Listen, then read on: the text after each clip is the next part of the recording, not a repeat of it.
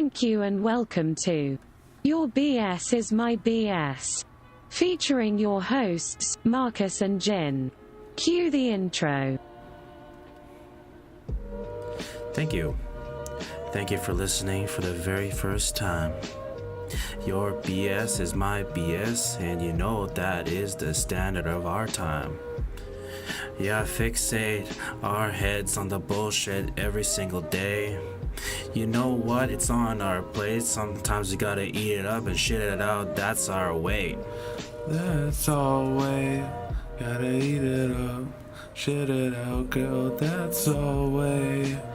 Are we gonna go fall someday? Yeah, it's uncomfortable. Yeah, we gotta talk about it. We gotta put a word. We gotta relate. Yeah, we gotta talk about it. So, thank you. We gotta digest the bullshit today for the very first time. And let's break the ice between us and change the music. This is a lot better. A lot better. Okay. So, thank you for tuning in for the very first time to our podcast.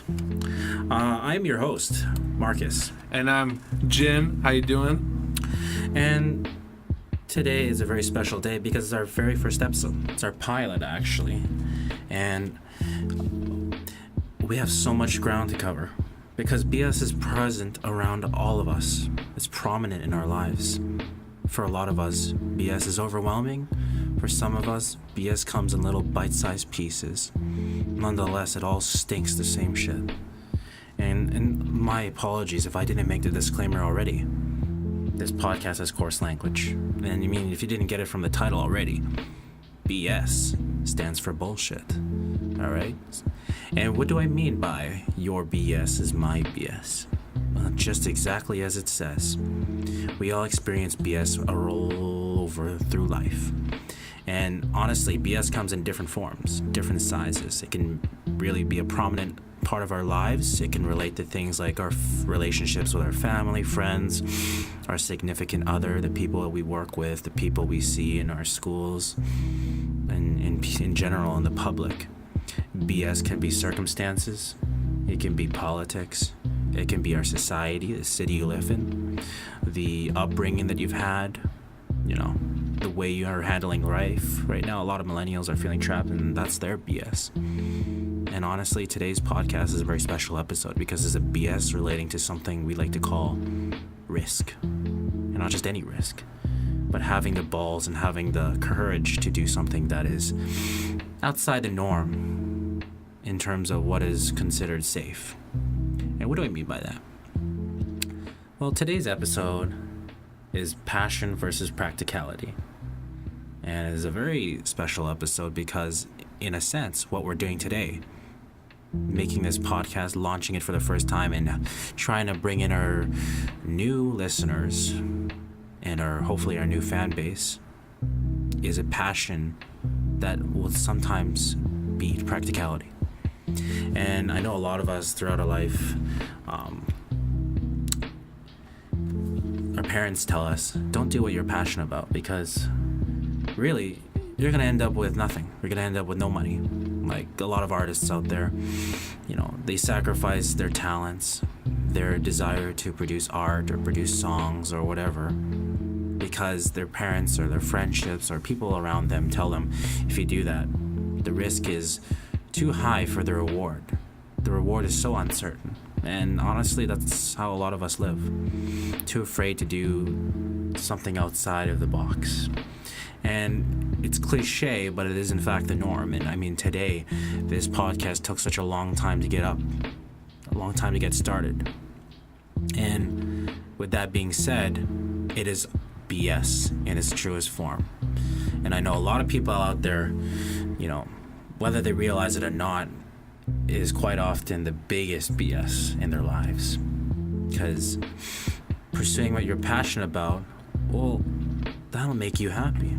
It makes me happy doing what I'm passionate about as opposed to doing what is considered practical. All right?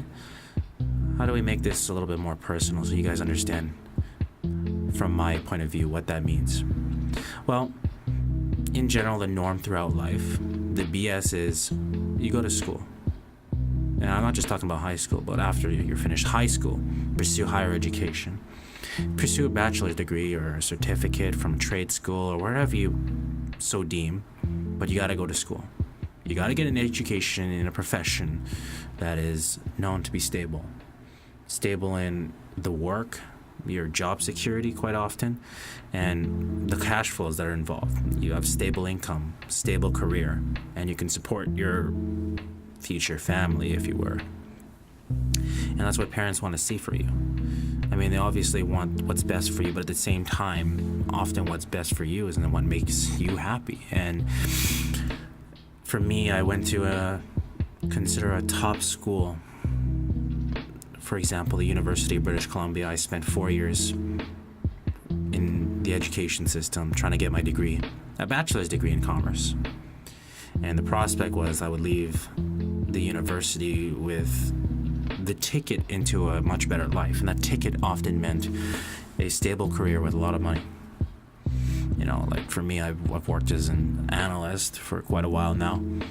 And through a lot of experiences that I've had, wasn't really for me.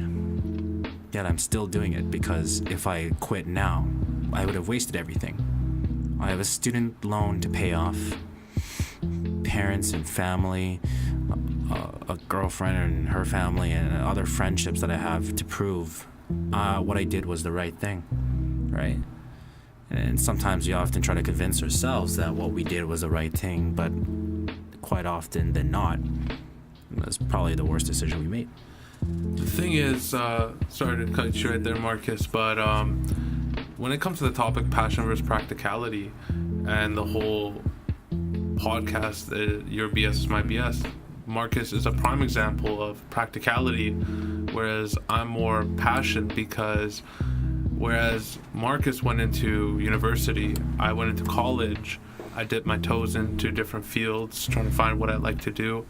I ended up not finishing with a degree or anything. I'm doing a current real estate license program at UBC, but that's because I'm more of a people person and I like interaction.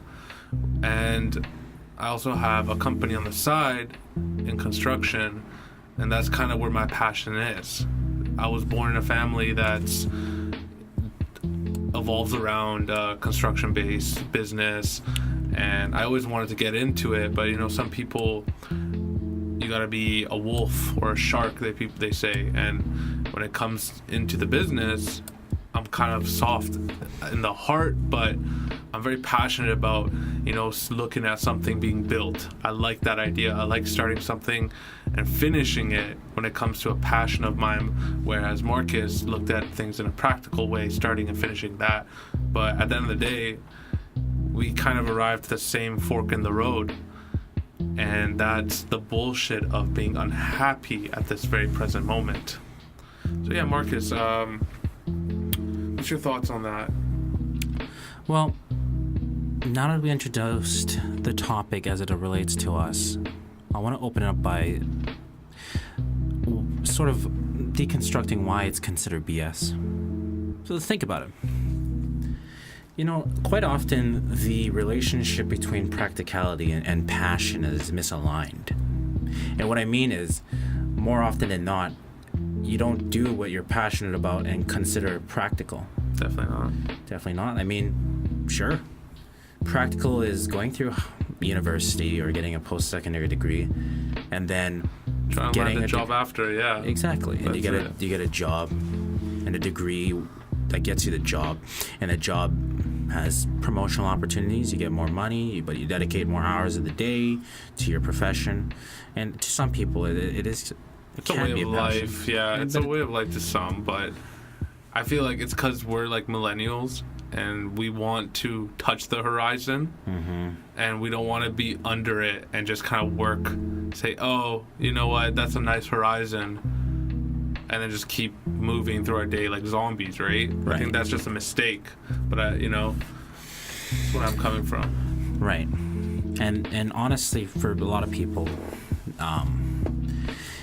they're unhappy throughout their lives with the fact that they've gone through all these steps that they thought was necessary to live a practical life. And people often think being practical is the one that makes the most sense for your standard of living going forward. But if you're not even happy, what's the point, right? Right.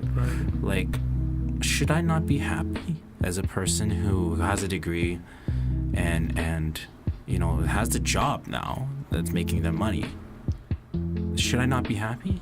Well, I should, and that's often the most depressing part, because I tried to convince myself that I'm in the wrong for being unhappy with my job. And if I tell my parents that, they'll tell me, well, you should be grateful because there's no opportunity for educations for other people outside of, you know, first world, going into a developing country. Quite often, like Philippines, for example. Yeah, like Philippines, from where my family is from, and the education system there is quite poor, and a lot of them want to branch out and come here to have opportunities. You know, I get that, but you know, why not do what you're passionate about and make it work? Honestly, you know, I've heard a lot of people who say, oh, if the doctor told me I can't do this sport or I can't lift weights and I have to be a couch potato, I'd rather die. And I've heard that story a lot of times from a lot of other personal friends and people. Yeah, actually a friend of ours, real close friend of ours. Has even said that, you know, and this is really sad, like, people have suicidal thoughts when it becomes clear to them that they can no longer do what makes them happy.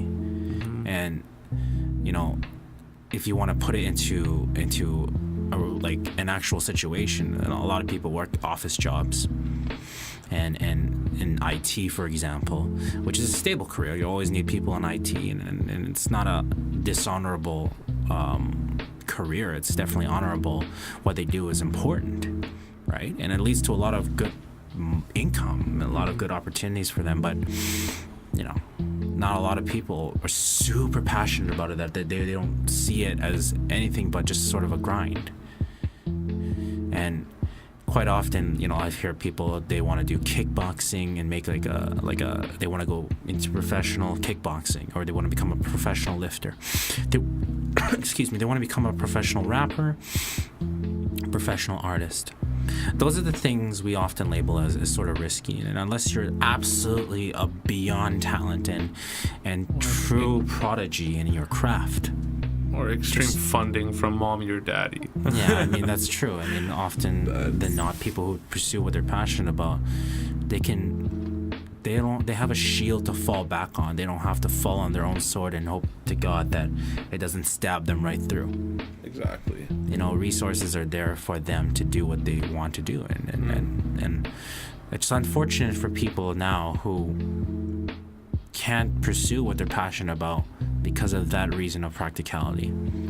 I mean, I can just quite well give up my job, my day job, trying to become a rapper, for example. One of the things I like to do is write songs and even rap. But it's so tough making a banger, breaking into the industry and making a success of yourself.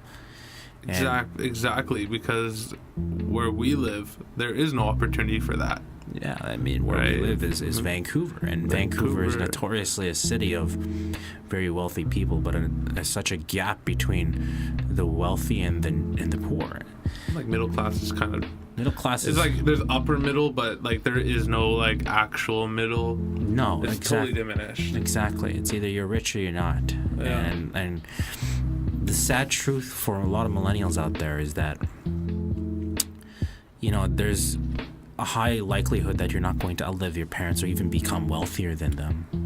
And it's not your fault, really. I mean, and you're living in Vancouver. This city's built on a lot of wealth, and everything here is very expensive. It's one of the most expensive places to live. Foreign, import, exactly. Export, like... Exactly. And quite honestly, you know, if your mommy or daddy or grandparents bought a house 50 years ago at a pretty reasonable price we would consider today, be loaded now. 50, like a 50 grand house, 100 grand house. What, like 20 grand back then? Yeah, I mean, that's the thing. No, it's like 1 point something million. Yeah, God. The lowest price house you can find is within Vancouver, at least, is in the millions for sure. If you go and the farther out you go, you're still gonna see expensive prices, even though it's a lot lower. It still takes you out of the city. Takes you out of the city. Takes you out of like the feeling, the people. I mean, if you want to be like, a hermit in God knows where, somewhere in the forest, yeah, you could buy probably some land for $300,000, but you're leaving the major cities for that. And the funny thing is, there are a lot of Vancouverites that are leaving the city. A lot of people that were from Vancouver, that were born in this city, are now leaving it.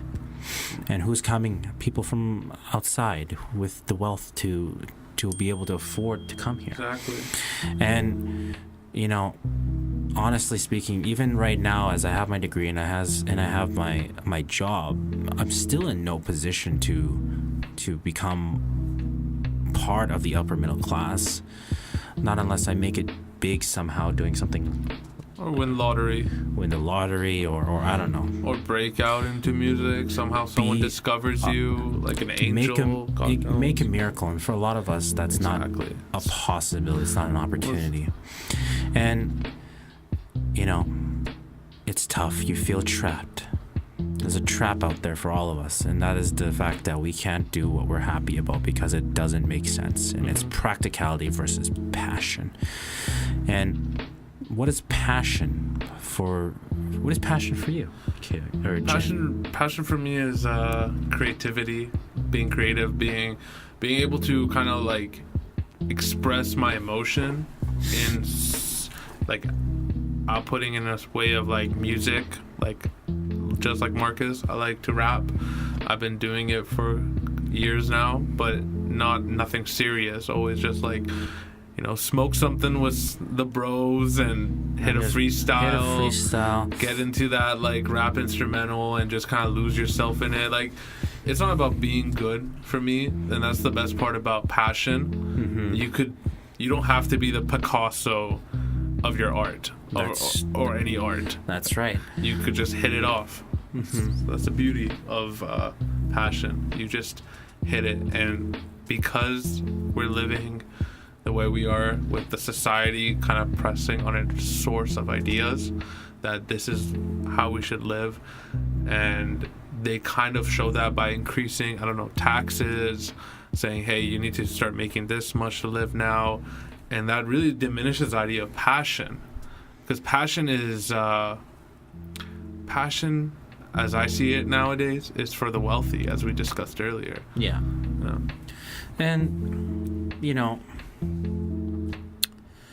this podcast, for everybody's listening for the first time, it is a passion too. My dream for our listeners here is that we would all share in a platform, if you will, the opportunity to discuss BS in its many different forms. And BS quite often encompasses everything from your own love life, for example, and how we feel about where we live, and pursuing passion as it is today. And really, BS is not discussed. It's uncomfortable. People don't want to talk about it, but we have to. It makes it easier to digest when we can talk about it, and sort of healing, I guess. Sort of objectively, then subjectively break it down into its purest forms, into its purest atoms, and maybe we can even find solutions together. And I know that people in Vancouver have a lot to say, but they don't have a platform to say it. That's right. So we're hoping that this could be a doorway to anyone listening, right, to reach out, talk to Marcus or me. We're always open. I just wanted to be clear to our listeners and to everybody out there. Your BS is my BS. Facts. Right. There's just so much BS we can talk about, and if our hope for this podcast is that we continue to find and break it down, the types of BS that we have, right? Let's do what we're passionate about, because quite honestly, making this episode makes me a lot happier than showing up to work and having no passion there, right? You know, the funny thing is, going through the process of getting to the job that's supposed to lead to a better life was a lot more, I guess it was funner for me. It was a distraction from the actual reality of the situation. You know, going through 4 years of schooling, putting all that effort in, trying to get to a top-tier business school, putting in all the hours and all the resources into getting through, and getting to that point, it was so satisfying. But when you get out of it, when you get out of university and get that job, are you happy with that job? And right now, I just feel like I just want to go back to school, because I felt happier being in school and learning than to go out there and work the actual job. And it's not that I'm not doing better now. I'm making a fair amount of money for a job you consider as an analytical job, really, for a company. And, you know, they pay well. The hours are flexible. You know, the opportunity to work from home is there. There's a lot of perks to it, but what's the point if you're not passionate, right? You know, I've always wanted to create content. And a lot of people want to create content. People don't want to go into accounting. You know, I'm sure a lot of them want to rap. A lot of them, oddly enough, they want to paint. Maybe they want to sing, write poetry, write a book. The risky stuff. And then there's always gurus out there telling you that you need to live your passionate life, and it's not that simple. You can't break it down into 7 simple steps. You can't break down getting successful and making a ton of money into some simple steps. If it was that simple, we would see a lot more wealthy, happy people, right? And even if with wealth, there's no correlation really that says increased wealth equals increased happiness, right? So what's the point in doing what's practical, getting a lot of money, if it's not passion? It's not happiness. It isn't. The only thing money does really is sort of comfort. It makes you comfortable. It gives some freedom, a little bit of freedom, because you're not tied down by the need to live paycheck to paycheck, having to pay down your debts, supporting a family, supporting your wife, your kids, your mom, your dad, or whomever. If you're a foreigner living in another society and you're trying to remit payments back home to support your family there, I'm sure a lot of us out there, that's their situation at home, really. And it forces you to get an education, get a higher paying job, make those contributions to your family. Some people, they don't go to school. They work tough jobs in the labor field, or they work double time in some jobs, some service jobs. They'll work 8 hours here in the day and 8 hours there in the night, and they only see their kids. Like a lot of parents, single mom, single dad, or whomever, you know, that's their life, and they're not happy. But sometimes they sacrifice their happiness in order to, given the situation, give their kids a better future. But it's upsetting that that's the forced choice they have, or that's what, you know, society often labels as the choice that they have. And I'd give anything to allow my mom or my dad or any parent out there who is making sacrifices as their kids, doing something that's practical and as opposed to doing what they're passionate about, in order to give their family an opportunity. But who you are now, unhappy or happy as you may be, the thing that's most important is to do what you're passionate about. Sure, balance that with practicality. You know, sort of, there's always a risk. Even doing something that's practical, there's always a risk attached. But doing what you're passionate about, we often derive utility from it. And what I mean by utility is that pleasure from doing what you're passionate about. You know, people in professions who do an office job or work as lawyers, work as doctors, work as engineers, but have a passion in sports, or a passion in the arts, or a passion in something that's a lot riskier. They'd rather do that as opposed to where they are right now. And good on you for getting an education and becoming a professional in whatever field you have studied. Or if you're an artist and you're already making a killing doing what you're passionate about, heavens bless you, right? Hit us up. I want to know what your story is, because we all have a story and each one is special, so we have something to learn. And then honestly, when we talk about our BS, it's supposed to be a learning opportunity, as well as provide you with insight and motivation as well to tackle what we often describe as BS, because exactly, we often try to dodge it, but really the real reward is by tackling it head on, taking the plate, eating that bullshit. You'll never see the bullshit again, or you'll get used to it. Your stomach will get warm to it. Yeah, it's like what's that thing we just tried yesterday? Pickled potato. Yes. You'll just get used to it. You'll get used to it. In fact, you'll actually find out how it can be useful. Exactly. It tastes bad, but then we used it to soothe the sizzling spiciness of the chicken. Yeah, we ate at a Korean fried chicken place. So good. Pickled potato was a good metaphor for exactly. how we tackle the bullshit, or get used to it. Get used to it. Marcus, real quick, I just want to let the listeners know that the funny part about your bullshit is my bullshit. This whole thing that we have going on is Marcus and I, and maybe you have this going on with a friend of yours that's close, a brother, a sister, a cousin, whoever.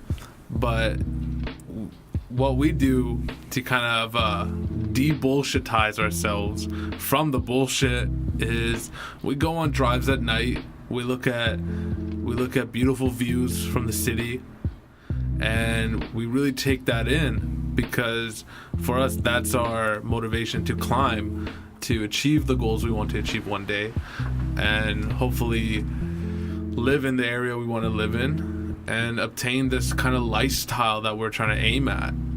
So if you have a secret spot you guys go to, me and Mark go to the harbor. We look at lights, bridges, tall buildings, luminescent buildings, anything and everything, the water, the ocean, anything, everything. If you have a story like that, let us know as well. We'd love to hear it. Guys, passion versus practicality.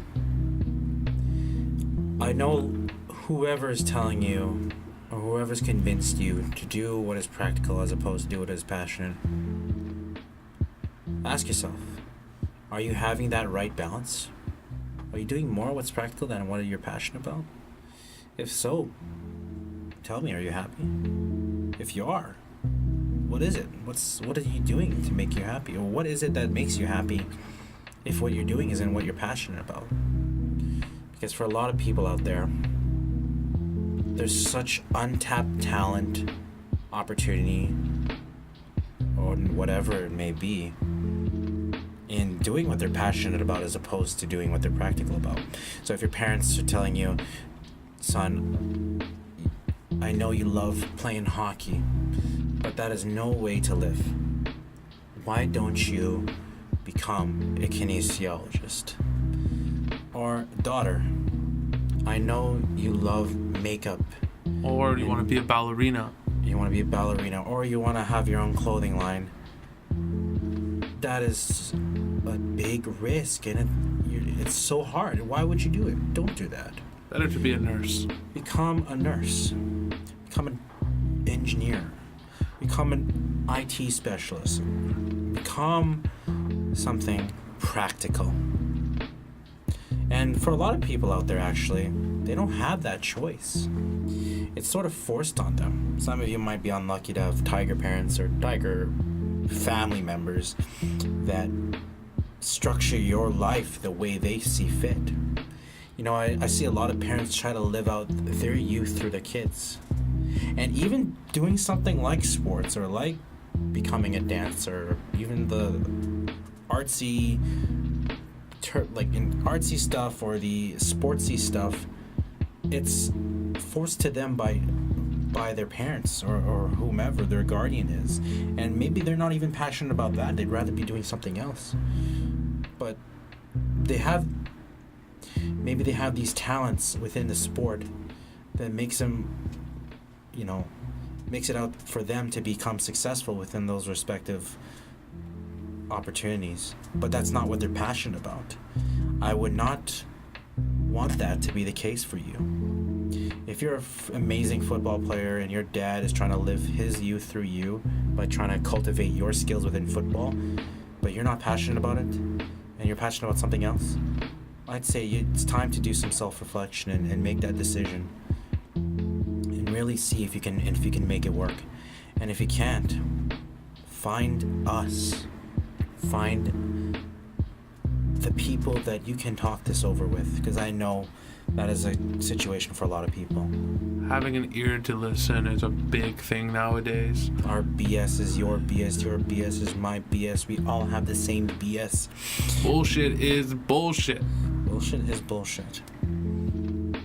Don't do what is practical for the sake of practicality and trying to make what is an otherwise dull life stable and secure, and if that makes you happy, thank heavens that's the case. But if it doesn't, and you're finding yourself miserable, finding yourself depressed, finding yourself wanting to do something else, and you're having these thoughts for committing suicide or doing something rash and quite honestly something that I feel bad about. I don't want to see people break themselves apart over this situation. Let's talk about it. Let's talk about it. And there's so much BS to cover. So let's talk about it. So thank you for tuning in to our pilot. Thank you for tuning in to Your BS is My BS. Gracias. Gracias. Gracias, muchachos. We'll see you next time. We have plenty of content to cover, plenty of different topics of BS to digest and shit out into something that's a lot more reasonable. Exactly. And I'll see you later.